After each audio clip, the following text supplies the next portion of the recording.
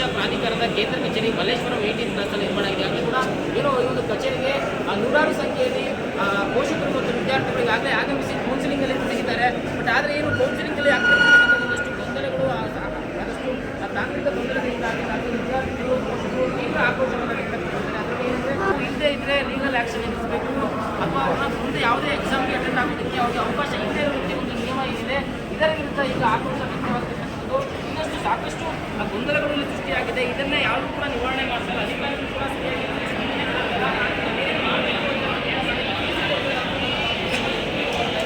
ಹೀಗಾಗಿ ಸದ್ಯಕ್ಕೆ ಏನು ಬೆಂಗಳೂರಿನ ಮಲ್ಲೇಶ್ವರದಲ್ಲಿರ್ತಕ್ಕಂಥ ಕರ್ನಾಟಕ ಪರೀಕ್ಷಾ ಪ್ರಾಧಿಕಾರದ ಕಚೇರಿಯಲ್ಲಿ ಈಗ ಪೋಷಕರು ಮತ್ತು ವಿದ್ಯಾರ್ಥಿಗಳು ಸಾಕಷ್ಟು ಆಕ್ರೋಶವನ್ನು ಹೊರಹಾಕ್ತಿದ್ದಾರೆ.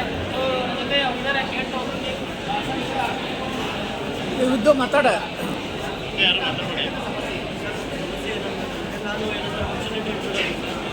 ಹ್ಯಾಡ್ ಮಾಡಲಾರ್ದಂಥ ಕಾಲೇಜ್ ನಮ್ಗೆ ಸಿಕ್ಕಿದೆ. ಆವಾಗ ನೈಟ್ ಏನಂತಾರೆ ಇನ್ನೊಂದ್ಸಲ ರಿವಿಸಿಟ್ ಮಾಡಿದ್ವಿ, ಚೆಕ್ ಮಾಡ್ಬೇಕಂದ್ವಿ. ಬಟ್ ಏನಂತಾರೆ ಆ ಟೈಮ್ದಾಗ ಏನಂತಾರೆ ಅದು ಟೈಮ್ ಏನಂತಾರೆ ಆ ಟೈಮ್ದಾಗ ಡೌನ್ಲೋಡ್ ಮಾಡ್ಕೊಂಡಿರ್ತೀವಿ, ಸೇಮ್ ಇರ್ತಾನೆ ಡೌನ್ಲೋಡ್ ಮಾಡ್ಕೊಂಡಿರ್ತಾರೆ. ನೀವು ಇಷ್ಟಪಟ್ಟಂತ ಅಥವಾ ನೀವು ಸೆಲೆಕ್ಟ್ ಮಾಡಿದ್ರೆ ಕಾಲೇಜಿಗೆ ಹೋಗಿಲ್ಲ, ಬೇರೆ ಯಾರೋ ಬೇರೆ ಯಾವುದೂ ತಾವು ಕೂಡ ಸಮಸ್ಯೆ ಇದೆ. ಇಷ್ಟದಿಂದ ಹಾಕಿದ್ದು ನಾನು ಕಾಲೇಜು. ಬಟ್ ನನಗೆ MBBS ಬೇಕು. ನಾನು MBBS ಬೇಕಂತ ನಮ್ಮ ಮಗನಿಗೆ MBBS ಬೇಕಂತ ನಾವು ಕ್ಯಾನ್ಸಲ್ ಮಾಡೋಕ್ಕೆ ಬಂದಿರೋದು. ಕ್ಯಾನ್ಸಲ್ ಕೊಡೋದೇ ಇಲ್ಲ ಅಂತ ಹೇಳ್ತಿದ್ದಾರೆ. ಕ್ಯಾನ್ಸಲೇಷನ್ ಇಲ್ಲಾಂದರೆ ನೆಕ್ಸ್ಟ್ ನಮಗೆ ಕ್ಯಾನ್ಸಲ್ ಮಾಡಿದ್ರೆ ನಾವು ಬೇಕಿದ್ರೆ ಬೇರೆ ಪ್ರೈವೇಟ್ ಕಾಲೇಜ್ ಇಲ್ಲಾಂದರೆ ನಾವು MBBS ಹೋಗ್ಬೇಕಾಗ್ತದೆ. ಏನು ಮಾಡ್ಬೇಕಂತ ನೀವು ನಮಗೆ ಗೊತ್ತಿಲ್ಲ.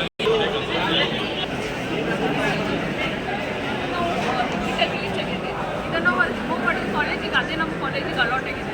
ಈಗ ಅದನ್ನು ರಿಮೂವ್ ಕ್ಯಾನ್ಸಲೇಷನ್ ಮಾಡಬೇಕಂದ್ರೆ ಈಗ 5 ಪಟ್ಟು ದಂಡ ಕಟ್ಟಬೇಕು, 4 ವರ್ಷ ಎಕ್ಸಾಮ್ ಬರೀತಿಲ್ಲ, ಅದೆಲ್ಲ ಹಿಂಗೆ ನಿಮ್ಗೆ ಈಗ ಅಲರ್ಟ್ ಆಗಿರುತ್ತೆ, ಕಾಲೇಜ್ ನೀವು ಸೆಲೆಕ್ಟ್ ಮಾಡಿಲ್ಲ.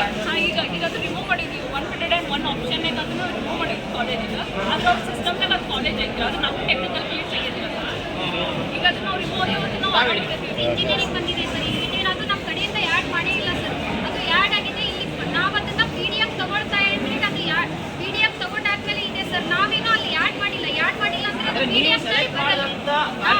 ಇಲ್ಲ ಹಾಂ ಸರ್, ನಾವು ಆ್ಯಡು ಮಾಡಿಲ್ಲ ಸರ್. ಹೋಗ್ಲೇಬೇಕಂತ ಹೇಳ್ತಾ ಇದ್ದಾರೆ. ಅದು ಹೋದ್ರೆ ನಮ್ಮ CET ಪ್ರೋಸೆಸ್ಲಿಂದ ಎಕ್ಸಿಟ್ ಆಗಿ ಕೊಡಲಿ ಸರ್. ನಾವು 5 ಲಕ್ಷ ಎಲ್ಲಿಂದ ಕೊಡೋದು ಸರ್? ನಮ್ಮ ಹುಡುಗನ ಭವಿಷ್ಯ ಹಾಳಾದ್ರೂ ನಿಯರ್ ಹೋಗ್ತೀವಿ ಸರ್ ಲಾಂಗ್ ಟರ್ಮ್. ಇವಾಗ 5 ಲಕ್ಷ ಕೊಡೋಷ್ಟು ನಮ್ಗೆ ಎಲಿಜಿಬಲ್ ಇಲ್ಲ ಸರ್. ನಾವು ಬಡತನದಿಂದ ಬಂದಿದ್ದೀವಿ. 5 ಲಕ್ಷ ಸಮಸ್ಯೆಗಳು. ಸೊ ಏನಂತಂದ್ರೆ ಈಗ ಅವರು ಬೇರೆ ಆಪ್ಷನ್ ಎಲ್ಲ ಓದಲೇಬೇಕು, ದಂಡ ಕಟ್ಟಬೇಕು, 1 ರಿಂದ 5 ಪಟ್ಟು ದಂಡ ಕಟ್ಟಬೇಕು. ಅದಲ್ಲದೆ ಒಂದಷ್ಟು ವಿದ್ಯಾರ್ಥಿಗಳು ತಾವು ಸೆಲೆಕ್ಟ್ ಮಾಡಿದಂಥ ಕೋರ್ಸೇ ಸಿಗ್ತಾಯಿಲ್ಲ, ಬೇರೆ ಯಾವುದೋ ಕೋರ್ಸ್ ಅವ್ರಿಗೆ ಅಲರ್ಟ್ ಆಗ್ತದೆ, ಅದನ್ನೇ ಓದಬೇಕು. ಇಲ್ದಿದ್ರೆ ದಂಡ ಕಟ್ಟಬೇಕು, ಅದು ಒಂದು 5 ಕಟ್ಟಬೇಕು. ಮತ್ತು ಇನ್ನೊಂದೇನಂದ್ರೆ ಅವ್ರಿಗೆ ಇಷ್ಟಪಡೋಂಥ ಕಾಲೇಜ್ ಸಿಗ್ತಾಯಿಲ್ಲ, ಕೋರ್ಸ್ ಸಿಗ್ತಾಯಿಲ್ಲ, ಅವ್ರು ಕೊಟ್ಟಿದ್ಮೇಲೆ ನಾವು ಓದಬೇಕು ಅಂತಕ್ಕಂಥದ್ದು ಈಗ ಅವ್ರು ಒತ್ತಡ ಆಗ್ತದೆ. ಇದು ಯಾವ ರೀತಿ ಸರಿ ಅಂತಕ್ಕಂಥದ್ದು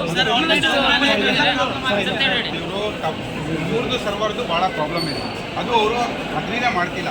ಇವಾಗ ಕ್ಯಾಂಡಿಡೇಟು ಏನೋ ಒಂದು ಯಾವ ಕಾಲೇಜಿಗೆ ಬಂದಿದೆ ಅಲ್ಲಿಗೆ ಹೋಗಬೇಕು. ಇನ್ ಕೇಸ್ ನಮಗೆ ಬೇಡ, ಅವ್ರ ಕಾಲೇಜು ಬೇಡ, ಅವ್ರು ಏನು ಲೀಸ್ಟ್ ಕೊಟ್ಟಿದ್ದಾರೆ ಅದು ಬೇಡ, ಕ್ಯಾನ್ಸಲ್ ಮಾಡಿದ್ಮೇಲೆ ಅಟ್ಲೀಸ್ಟ್ ಯಾವುದಾದ್ರೂ ಒಂದು ಸೊಲ್ಯೂಷನ್ ಕೊಡಬೇಕು. ಅದು ಬಿಟ್ಟು ಇಂಟು 5 ಕಟ್ಟಬೇಕು. Total 6 time. ಇವಾಗ ಕಟ್ಟಿರೋದು 1,26,000 ಇಂಟು ಮತ್ತೆ 5 ಸತಿ ಅದು ಕಟ್ಟಿ ಕ್ಲಿಯರ್ ಮಾಡಬೇಕು. ಇದು ಯಾವುದು ಸರ್ ನ್ಯಾಯ? ಅಟ್ಲೀಸ್ಟ್ ಅದು ಕಟ್ತಾರೆ ಅಂತ ಯಾರಾದರೂ ಹೇಳಿದರೆ ನೆಕ್ಸ್ಟು ಅವ್ರು CETಗೆ ಎಲಿಜಿಬಲೇ ಇಲ್ಲ. ಕ್ಯಾನ್ಸಲ್ ಮಾಡಿದ್ರೆ 4 ವರ್ಷ ಅವ್ರು ಹಾಕಂಗಿಲ್ಲ. 5ನೇ ವರ್ಷಕ್ಕೆ ಅವ್ರು ಮತ್ತೆ ಟ್ರೈ ಮಾಡಬೇಕು. ಅಲ್ಲಿ ತನಕ ಕ್ಯಾಂಡಿಡೇಟ್ ವೇಟ್ ಮಾಡೋಕ್ಕಾಗುತ್ತಾ? ಆರ್ಕಿಟೆಕ್ಚರ್ ಕೋರ್ಸ್ ತೊಗೊಂಡಿರೋದು. ಆ ರ್ಯಾಂಕಿಂಗ್ ಬಂದಿರೋ 3rd ರೌಂಡ್ ರ್ಯಾಂಕಿಂಗ್ ಬಂದಿದೆ. ಎಲ್ಲ ಸೀಟು ಫುಲ್ ಆಗಿದೆ. ಆ ಟೈಮಲ್ಲಿ ರ್ಯಾಂಕಿಂಗ್ ತೊಗೊಂಡು ನ್ಯಾಯ ಮಾಡಬೇಕಾಗಿದೆ. ಏನಂದ್ರೆ ರ್ಯಾಂಕಿಂಗ್ 1 ಇಯರ್ ಅರ್ಜಿ ಕೊಟ್ಟಿದ್ದೀನಿ. ಅರ್ಜಿ ಕೊಟ್ಟರು ರ್ಯಾಂಕಿಂಗ್ 3rd ರೌಂಡ್ ಬಂದಿಲ್ಲ.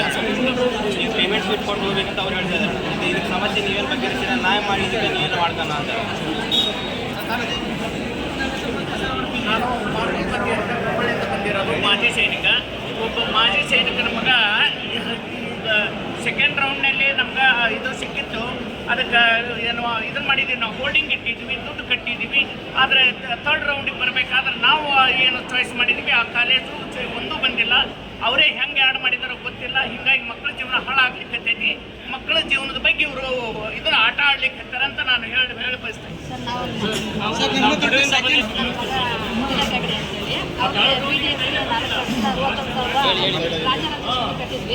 ಈಗ ಆಲ್ರೆಡಿ 22,000 ರೀತಿಯ ಸಮಸ್ಯೆಗಳನ್ನ ಪರೀಕ್ಷಾ ಪ್ರಾಧಿಕಾರದ ಮುಂದಿಡ್ತಾ ಇದ್ದಾರೆ. ಆದರೆ ಇದನ್ನ ಬಗೆಹರಿಸ್ತಕ್ಕಂಥ ಮನೋಭಾವ ಇನ್ನೂ ಕೂಡ ಅಧಿಕಾರಿಗಳಿಗೆ ಬಂದಂಗಿಲ್ಲ. ಯಾರು ಕೂಡ ಸಮರ್ಪಕ ಸ್ಪಂದನೆ ಕೊಡ್ತಾ ಇಲ್ಲ. ಸೊ ಪ್ರತಿ ಬಾರಿ ಕೂಡ ಪರೀಕ್ಷಾ ಪ್ರಾಧಿಕಾರದ ಕಚೇರಿಯಲ್ಲಿ ಗೊಂದಲ ಅಂದ್ರೆ ಗೊಂದಲ ಸೃಷ್ಟಿ ಆಗ್ತಾ ಇದೆ.